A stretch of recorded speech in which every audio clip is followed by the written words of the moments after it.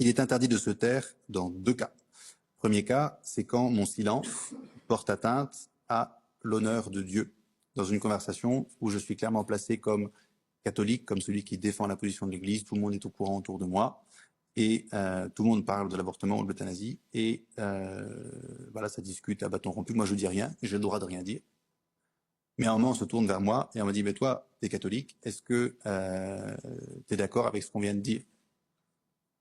Et là, je pense pas que j'ai le droit de dire, ouais, à peu près, ouais.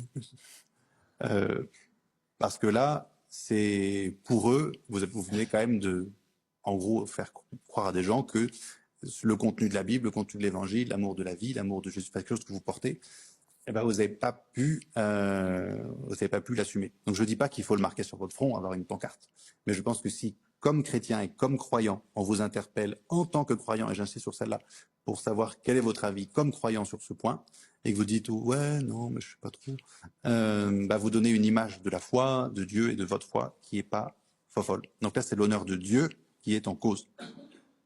Deuxième cas, quand il y a le risque pour le salut de mon prochain. Donc là, c'est peut-être Emma, c'est peut-être Steve, c'est peut-être, je sais pas, mais un jeune qui vient avec la question de l'avortement, qui est un peu désespéré, qui cherche des conseils, qui est pas très à l'aise. Les parents, par exemple, la poussent à avorter, les amis, pareil. Elle sait plus vers qui se tourner. Elle vient vous voir, oui, vient vous voir avec cette question en tête et en cherchant vraiment un conseil.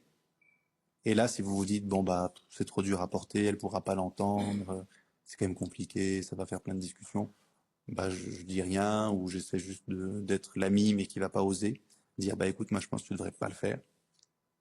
Là, je pense que c'est pas bon non plus. Parce que là, c'est vraiment sa vie morale, elle a quand même ouvert une certaine porte à essayer de demander un conseil, où est-ce que je dois aller, même si vous sentez sa détresse, le malheur, que ça va être dur à accepter, que vous voyez pas du tout l'avenir pour ce bébé. Je pense que vous avez le devoir de dire à cette personne qui vous demande un conseil honnête que bah, vous pensez que c'est pas une bonne idée pour ça. Vous pouvez aussi lui dire que si elle le choisit quand même, bah, vous continuerez à la soutenir, à l'aimer, à prier pour elle. Mais vous pouvez pas lui conseiller de faire ça parce qu'il vous semble que c'est mauvais. Je sais pas si ces situations vous sont toutes déjà arrivées. En tout cas, je suis sûr qu'elles viendront un jour.